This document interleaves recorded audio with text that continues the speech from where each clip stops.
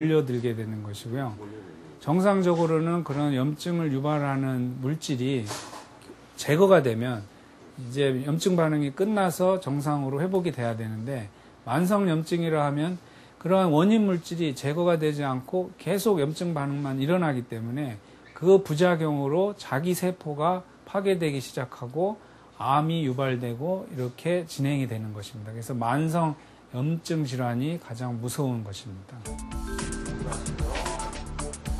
특히 복부를 둘러싸고 있는 지방세포는 염증을 키우는 주요한 원인 중 하나로 주목받고 있다. 그렇다면 역류성 식도염을 진단받은 이정심 씨의 복부 비만은 어느 정도일까? 검사 결과 이정심 씨는 장기를 둘러싼 내장 지방의 단면적이 무려 정상인의 2배에 달했다. 이 병원에서 조사한 바에 의하면 비만도가 높고 내장 지방이 많을수록 역류성 식도염의 위험도가 3배까지 높아졌다. 위를 싸고 있는 내장 지방이 많아질수록 위의 압력이 올라가고, 위의 압력이 올라가면 올라갈수록 위에 있는 음식이나 위산이 식도로 올라올 수가 있기 때문에 그런 것들이 식도염 발생의 원인일 수가 있습니다. 두 번째 가능한 원인은 내장 지방에서 다양한 그런 염증을 유발하는 호르몬이 나오는데, 그런 염증 유발 호르몬에 의해서 식도염이 생길 수가 있습니다. 보통은 비만한 사람들의 뚱뚱한 뱃살을 피하 지방층이 두껍기 때문일 것이라 생각하기 쉽다. 하지만 실제 배안을 들여다보면 오히려 피하 지방에 비해 내장 지방이 훨씬 두터운 것을 알 수 있다. 장기 주변을 둘러싼 내장 지방에서 분비되는 물질은 혈액 속으로 쉽게 녹아드는 특징이 있다. 그래서 염증 반응을 장기간 지속시키게 되는 것이다. 그 지방 조직이 많아지면서 그 지방세포에서 분비되는 그런 그 지방세포 분비 물질들 중에 상당 부분이 면역 반응과 관련되어 있는 것들이 있습니다. 그래서 면역 세포들에서 분비되는 그런 염증 반응 물질들이 지방 조직에서도 나오기 때문에 지방 조직의 증가, 즉 비만 상태가 장기적인 염증 반응을 유발하는 것이 아니냐라고 저희들이 지금은 생각을 하고 있습니다. 염증이 만성화될 경우 나타나는 질환 중에 하나가 바로 간경변이다. 김종림 씨는 최근 간경변 초기 진단을 받았다. 간경을 받을 때는 깜짝 놀랐지. 내가 왜 이런 병이 오는 거. 2년 전에는 아무렇지도 안 했는데 놀래가 눈물까지 흘렸습니다. 할머니는 언뜻 보기에도 복부 비만이 심각해 보였다. 할머니의 간경변의 원인은 놀랍게도 비만으로 인한 지방간 때문인 것으로 나타났다. 뼈이 이렇게 울퉁불퉁하게 되면 우리가 보통 간경변이라고 얘기할 수 있습니다.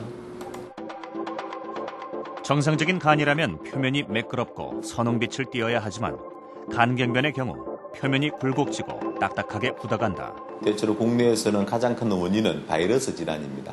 B형 간염, C형 간염, 저는 C형 간염 증가되는 추세고, 그 다음에 술입니다. 술인데 이분 같은 경우는 그 원인이 다 배제된 상태에서 비만과 연관이 되어 있는 그런 비알코올성 지방 간 질환에서 오는 우리는 간경변으로 지금 생각하고 있습니다.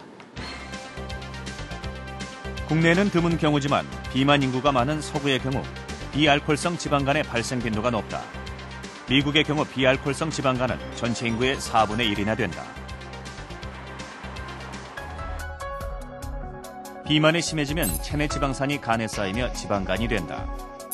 이 지방층은 간세포에 염증을 만들어내는데 이것이 장기화되면 간경화로까지 진행되는 것이다. 문제는 이것이 간암도 유발시킨다는 데 있다.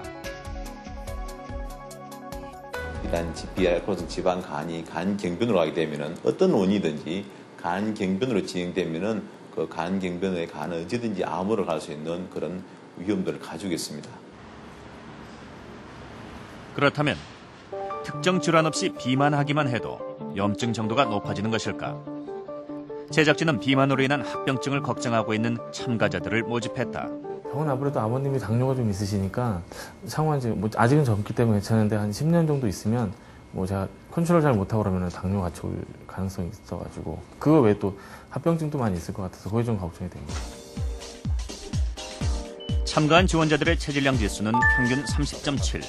한국 비만학회 기준으로 모두 고도 비만에 속했다.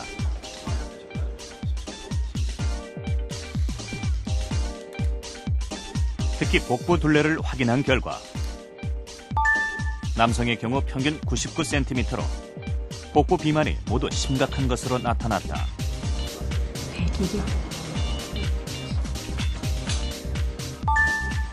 또한 여성들의 복부 둘레 역시 91cm로 세계보건기구에서 정한 비만으로 인한 질환이 시작되는 기준치를 모두 초과했다.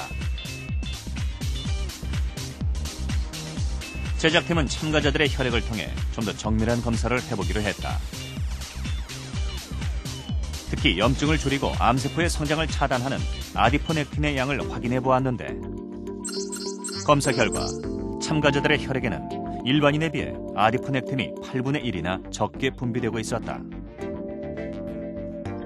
특히 복부 비만이 심해지면서 이런 지방이 많이 두터워지고 또 숫자가 늘어나면서 이런 물질들을 많이 분비하고 또 이로 인해서 몸 안에 여러 가지 염증 반응, 암 발생에 관련된 여러 가지 기전들이 작동을 함으로 인해서 암 발생의 위험이 높아지기 때문에 복부 비만을 조절하는 것 자체가 당뇨병, 심장병뿐만 아니라 암 예방에 아주 필수적인 요소 중에 하나라고 할 수 있습니다.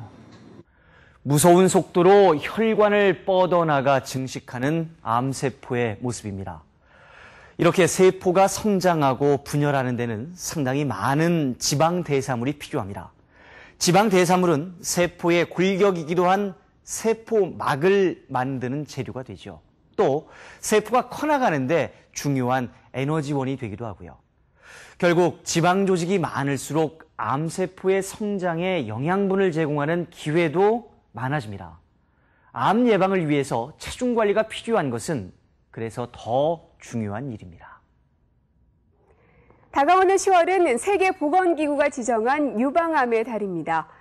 유방암은 다른 암에 비해서 비만과 관련이 있다는 사실이 많이 알려져 있죠. 그래서 유방암 환우들은 체중 관리에 상당히 노력하는 편인데요. 10월에 세계 각국에서 열리는 유방암 걷기 대회 역시 이런 맥락에서 시작됐습니다.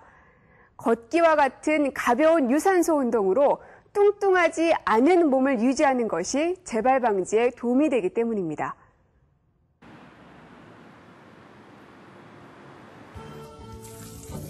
작년 3월 유방암 진단을 받은 박묘향 씨. 현재는 치료 때문에 병원 근처 유방암 환우들의 쉼터에 머무르고 있다. 그녀는 함께 지내는 환우들 중에서도 다소 체격이 좋은 편에 속한다. 살은 더 많이 쪘어. 운동을 더 많이 하고 했는데 나름대로 이제 먹거리라든지 그런 거를 좀 적당하게 안 챙겨 먹은 것 같아. 한다니까.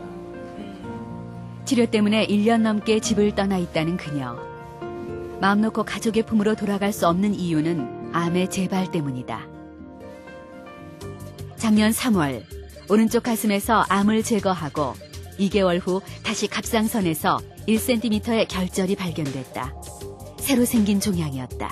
또 이제 다시 갑상선 암 수술을 받게 됐을 때 사실은 좀 마음은 좀 많이 울적했었어요. 왜냐면은 다른 분들은 이제 유방암 수술 끝나고 이제 방사선 끝나고 다 집으로 가시고 야 이제 해방된 것 같은 기분이 느꼈는데 저는 이제 한 달 후에 다시 해야 되니까 그때는 착잡했는데 계속 마음을 이제 좀 다스렸죠. 박묘양 씨죠. 결국 박묘양 씨는 올 초에 갑상선 암 수술을 받았다. 하지만 또다시 폐에서 결절이 발견돼 조직 검사에 들어간 상태다. 아무 증상도 없을 수가 있고요. 지금처럼. 진짜 너무 건강해서 이제 뭐 개인적으로는 뵙고 싶지만 이런 일로는 선생님들 안 배웠으면 하는 게 저희들 다 소망이거든요. 네. 제 소망이기도 하고. 네. 그래서 항상 조금 안 좋다는 말이라든지 결과만 있으면 사실은 그냥 저 마음도 그렇지만은 선생님한테도 좀 이렇게 죄송하면서 마음이 착잡해져요. 네. 그냥. 폐에 있는 걸 이제 가느다라는 그 바늘. 만일 암이 재발한 것이라면 박묘양 씨는 또다시 고통스러운 항암 치료를 시작해야만 한다. 재발이 아니기를 바라며 박묘양 씨는 매일 2시간씩 걷기 운동으로 체중 관리에 힘쓰고 있다.